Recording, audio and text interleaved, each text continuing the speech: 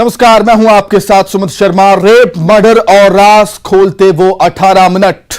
आज क्रिमिनल्स में 18 मिनट का वो राज खुलेगा जिसने महिला के हत्यारे दरिंदे पड़ोसी को बेनकाब किया है। एक कॉन्ट्रैक्ट किलर कैसे बना नटवर लाल, इस ठग की कुंडली भी हम खंगालेंगे। किचन में बहू के मर्डर की मिस्ट्री का पर्दाफाश भी आज होगा और होगा मेरी मैरिज का विलन वो, उसे मारना ही होगा। शादी में कहां आया कातिल, यह भी आपको हम दिखाएंगे। खाने के बिल पर बवाल और कत्ल की वारदात भी होगी आज के क्रिमिनल्स में।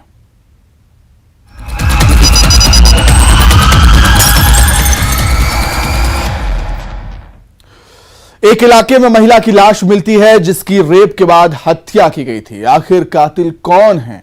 तफ्तीश में पुलिस के हाथ सीसीटीवी फुटेज लगा जिसमें कैद था वो दरिंदा। कैसे बेनकाब हुआ था ये हैवान, आप भी देखिए। राज खोलते वो 18 मिनट।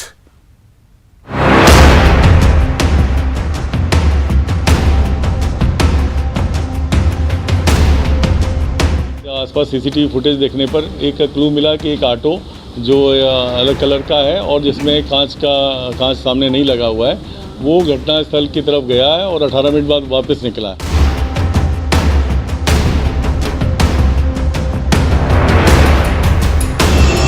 तीसरी आंख की गवाही। वो देखो, दरिंदा जा रहा है। रेप के बाद महिला का मर्डर।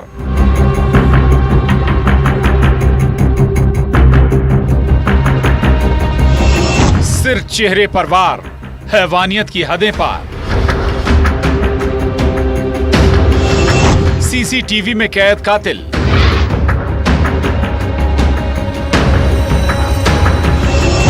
राज खोलते वो 18 मिनट। ये इलाका एक खौफनाक वारदात का गवाह बना, जिस इलाके में एक महिला की लाश मिली। लाश जिस हालत में मिली उससे साफ जाहिर हो रहा था महिला किसी अनहोनी का शिकार हुई है। लाश निर्वस्त्र हालत में मिली थी। महिला के जेवर भी गायब थे।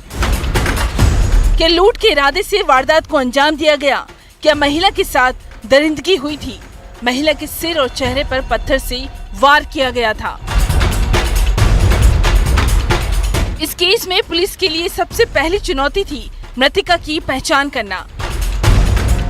ग्वालियर की माधवगंज थाना इलाका पुलिस इस केस की तहकीकात कर रही थी और फिर पुलिस को मिला 18 मिनट का वो क्लू जिसने खोला कत्ल का राज। महिला जो पहले अज्ञात थी, महिला के बारे में जानकारी मिली कि वो महिला जो है वहीं पास की रहने वाली है और करीबन 35 साल के आसपास की उसकी उम्र है। उसके जानकारी लेने पे पता चला कि 28 तारीख को, मतलब जिस दिन लाश मिली उसके एक दिन पहले की रात में वो एक व्यक्ति के यहाँ काम करने गई थी। उस वहाँ से निकली जब वो, तब उसको बैग में जो सामान दिया था वो सामान भी आसपास मिला। उस पर से सारे आसपास सीसीटीवी फुटेज देखने पर एक क्लू मिला कि एक ऑटो जो अलग कलर का है और जिसमें कांच सामने नहीं लगा हुआ है, वो घटनास्थल की तरफ गया है और 18 मिनट बाद वापस निकला है। अब वो 18 मिनट का क्लू क्या था? दरअसल क्राइम सीन पर एक ऑटो जाता हुआ दिखाई दिया जो 18 मिनट बाद निकला था। पुलिस का शक उस ऑटो ड्राइवर पर गया, जिससे पूछताछ हुई तो मर्डर की मिस्ट्री का राज खुला। जो खुलासा हुआ वो रोंगटे खड़े करने वाला है। 35 साल की शादीशुदा महिला को ऑटो ड्राइवर इस इलाके में लेकर आया था, जिसने महिला के साथ रेप करने की कोशिश की। महिला ने विरोध किया और ऑटो ड्राइवर ने इनकार पर पत्थर से वार किया और फिर वहशीपन। हत्या के बाद महिला के जेवर लूटकर आरोपी फरार हो गया। में जो संदिग्ध था, जो ऑटो चालक था, उसने बताया है और अपराध करना स्वीकार किया। उसने बताया कि उसने दुष्कर्म करके उसकी हत्या कर दी महिला की। वो महिला को पहले से वो जानता था। ई रिक्शा ड्राइवर विकास को महिला पहले से जानती थी। वो उसका पड़ोसी है जो उस रात ऑटो में बैठी और उसने कुछ रुपए विकास से उधार मांगे थे और फिर ई रिक्शा ड्राइवर विकास उसे ऑटो में बिठाकर स्वर्ण रेखा नाले किनारे ले गया। ई रिक्शा सीसीटीवी में कैद हुआ था, जिससे इस कत्ल का खुलासा हुआ।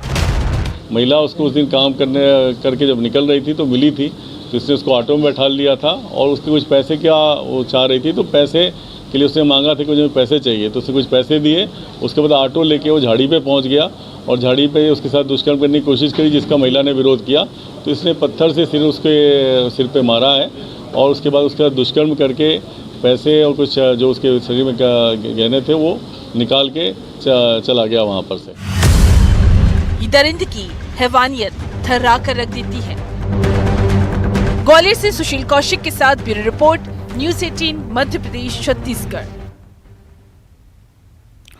सोचिए जरा, कोई शादी में किसी की खुशियों में शरीक होने जाता है और उसी शादी में वो किसी के कत्ल का प्लान बनाता है और उसे मार भी डालता है। आप जानकर दंग रह जाएंगे, जीजा ने साले का मर्डर किया था, जिसके दिल में बस यही बात थी, मेरी मैरिज का विलन मेरा साला है, उसे मरना ही होगा। देखिए आप भी।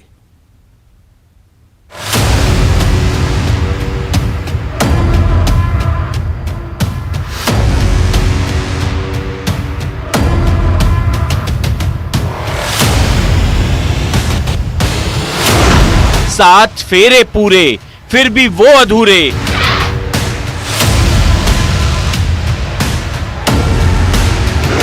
पति की जिद, पत्नी का इनकार।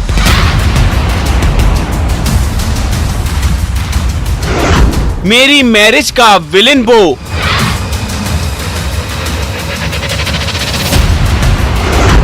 शक में हुआ किसी का कत्ल।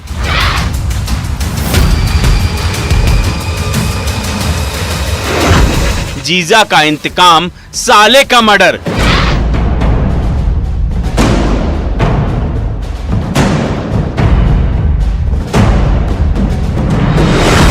शादी में आया कातिल। एक ऐसी रवायत जब 7 फेरों के लिए दूल्हे राजा दुल्हन को बिहाने के लिए दुल्हन के घर वालों को रुपए देता है। हम इस रवायत का क्यों जिक्र कर रहे हैं ये आप समझ जाएंगे, लेकिन अब हम आपको एक क्राइम सीन पर ले चलते हैं जहां 27 साल के भाया उर्फ नीलेश का मर्डर हुआ था। नीलेश उस रोज शादी में शरीक होने गया था। जिस शादी में वो शामिल हुआ वहां कातिल भी आया था। शादी वाली जगह से महज 150 मीटर की दूरी पर नीलेश की पत्थर से वार करके हत्या कर दी गई। अब सवाल था, आखिर हत्यारा कौन है? तो इस कत्ल का कनेक्शन जुड़ा उसी रवायत से। नीलेश की हत्या उसके जीजा जगन ने की। दिनांक 28 अप्रैल को थाना पाटी में एक अज्ञात व्यक्ति की लाश मिली थी, जिस पर थाना पाटी की टीम मौके पर पहुंची थी और एसडीओपी बड़वानी भी मौके पर पहुंचे थे। घटनास्थल के निरीक्षण और शव के डेड बॉडी के इंस्पेक्शन से प्रथम दृष्टया लगा था कि एक मर्डर है, जिसको पुलिस ने पूरी गंभीरता से लिया। अगले दिन पीएम रिपोर्ट प्राप्त हुई, जिसमें घटना का जो पुलिस का संदेह था उसकी पुष्टि हुई। रवायत शादी और साजिश की ये कहानी क्या है और क्यों जीजा ने साले की बेरहमी से कत्ल कर दिया? दरअसल वारदात वाले दिन नीलेश जिस शादी में गया था उस मैरिज में उसका जीजा जगन भी आया था। नीलेश शराब के नशे में धुत था और बस यहीं जीजा ने अपना इंतकाम पूरा किया। कुछ दूरी पर वो साले नीलेश को अपने साथ ले गया और उसे मार डाला। हत्या का जो कारण सामने आया है वो आरोपी जो है मृतक का रिश्ते में जीजा लगता है और मृतक की बहन की शादी आरोपी से हुई थी और जब से शादी हुई थी तब से जो विवाह के दौरान जो धनराशि वर पक्ष के द्वारा दी जाती है उसको लेकर इन दोनों पक्षों में विवाद था। तो जीजा साले के रिश्ते के दी एंड की ये पूरी कहानी आपको बताते हैं। 3 साल पहले नीलेश की बहन की शादी जगन के साथ तय हुई। उसी रवायत के तहत जिसमें तय हुआ जगन को लड़की वालों को 30,300 रुपए देने होंगे। शादी के समय वर पक्ष को जो राशि वधु पक्ष को देनी होती है वो भी नहीं दी थी, जिसे लेकर दोनों परिवारों में विवाद चल रहा था। इधर 2 महीने से जगन की बीवी मायके में रह रही थी, जिसे लाने की उसने कई बार कोशिश की लेकिन वो नहीं आई। बस जगन के दिमाग में ये बात बैठ गई, उसके साले नीलेश की वजह से वो अपनी बीवी से दूर है। विवाद इस हद तक बढ़ा कि मृतक ने अपनी बहन को अपने घर बुला लिया था। लंबे समय से वो उसे वापस नहीं भेज रहा था और इसी विवाद के चलते घटना दिनांक को एक विवाह समारोह में दोनों मिले और मृतक ने काफ़ी शराब का सेवन कर लिया था, जिसका फायदा उठाते हुए आरोपी मृतक को एक अलग जगह पर ले गया और पत्थर से उसका सर कुचलते हुए उसकी हत्या कर दी। और फिर शादी समारोह में साले को देख जीजा जगन ने रची रिश्तों के कत्ल की साजिश। बड़वानी से पंकज शुक्ला के साथ bureau report, news 18 Madhya Pradesh Chhattisgarh. उसकी शादी को महज 1 साल ही थे जिस नई नवेली दुल्हन की उसके ससुराल में लाश मिलती है। नवविवाहिता पर खाना बनाते वक्त फावड़े से वार किया गया। वारदात के वक्त महिला का पति बाहर गया हुआ था। आखिर कातिल कौन है? किचन में बहू के कत्ल का खुलासा होश उड़ा देने वाला है। आप भी देखिए।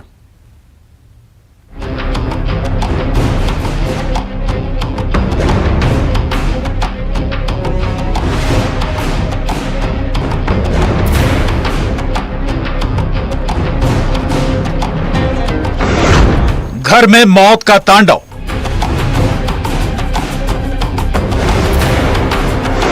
खाना बनाते वक्त महिला पर हमला।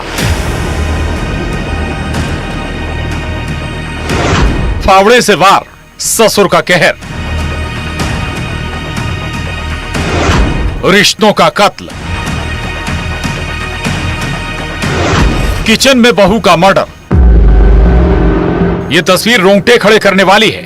इस किचन में जो कोहराम मचा है वो दिल दहला देने वाला है। चूल्हे पर तवा है जो खून से सना है। रोटियों पर भी खून के छींटे। चकोटी बेलन उस वहशीपन की गवाही दे रहे हैं। इस किचन में 20 साल की गायत्री की बेरहमी से हत्या कर दी गई। कत्ल भी तब किया गया जब वो खाना बना रही थी। महिला का पति कुछ सामान लेने के लिए बाहर गया था। किचन में खाना बनाते वक्त उस पर फावड़े से ऐसे वार किए गए कि पूरा किचन ही लहू से रंग गया। बुरहानपुर के धूलकोट के पतर कुंडिया गांव में ये दिल दहला देने वाली वारदात हुई है।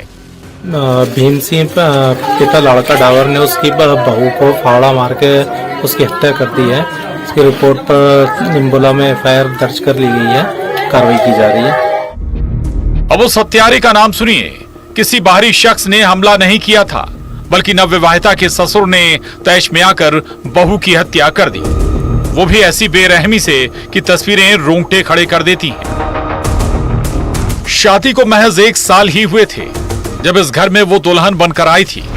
ना जाने कितने अरमानों के साथ उसके घर वालों ने उसे डोली में बैठाया था, लेकिन शादी के महज 1 साल बाद ही ससुर उसकी जान का दुश्मन बन बैठा।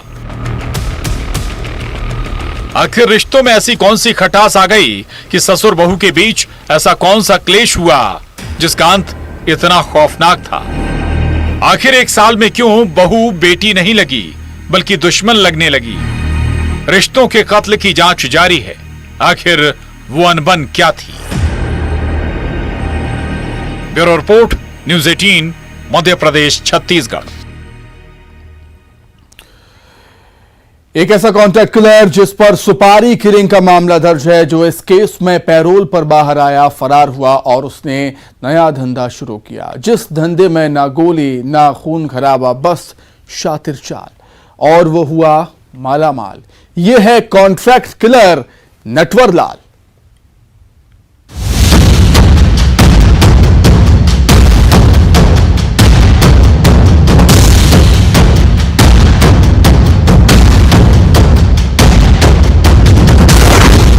कॉन्ट्रैक्ट किलर 420 के खेल में भी माहिर। अब तक 50 लाख की हेरा फेरी। देश के कई राज्यों में गैंग का जाल। ऑपरेशन नटवर लाल, जिसे बंदूक से प्यार है, जिसके ट्रिगर पर खून खराबे की कहानी होती। दिल्ली पुलिस ने जिस पर इनाम रखा है, कॉन्ट्रैक्ट किलिंग केस में सजा काटकर पैरोल पर छूटा हुआ है। सुपारी किलिंग के मामले में 6 साल जेल में रहा, पैरोल पर बाहर आया और इसके बाद से फरार चल रहा है। दिल्ली पुलिस ने जिस पर 10,000 के इनाम का ऐलान भी किया। साल 2012 में अपने घर में नक्सली को शरण देने के इल्जाम में रांची जेल में 4 महीने की सजा काट चुका है आदतन अपराधी मुकेश कुमार सोनी। सरगुजा जिले में बतौली एवं मणिपुर थाना अंतर्गत एटीएम बदली की वारदात सामने आई थी, जिसमें कुछ ग्राहक जो एटीएम में अपना पैसा आहरित करने गए थे, उनको किसी ने मदद देने के नाम से उनका एटीएम कार्ड बदल कर और उससे जो है पूरा राशि आहरित किया था। लगभग 1 लाख रुपए की राशि 3 वारदातों में आहरित की गई थी। अब इस सुपारी किलर ने नया चोला पहन लिया है, नए धंधे में उतर आया है।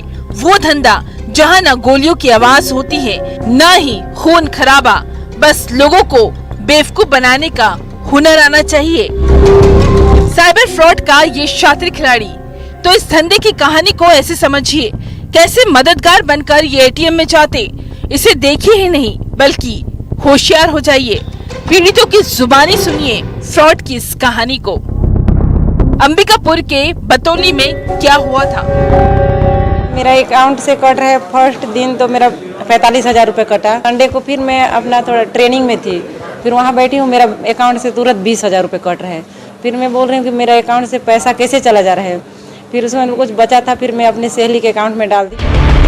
पहले 45,000, फिर 20,000, उसके बाद फरियादिया के होश उड़ना लाजमी थे। यानी ये गिरोह सुनसान इलाके वाले एटीएम को टारगेट करता और बस शिकार को मदद के नाम पर ऐसे चूना लगाता। हेल्प करने के चक्कर में वो मतलब मेरा एटीएम को लिया, फिर उसी टाइम मेरे को वापस भी किया तुरंत, लेकिन जैसे एक्सचेंज किया तो मुझे पता नहीं चला। फिर वो निकल गया था, फिर बाद में मेरे को पता चला कि ये मेरा एटीएम एक्सचेंज हो गया है। फिर वो वहाँ से फरार हो गया था।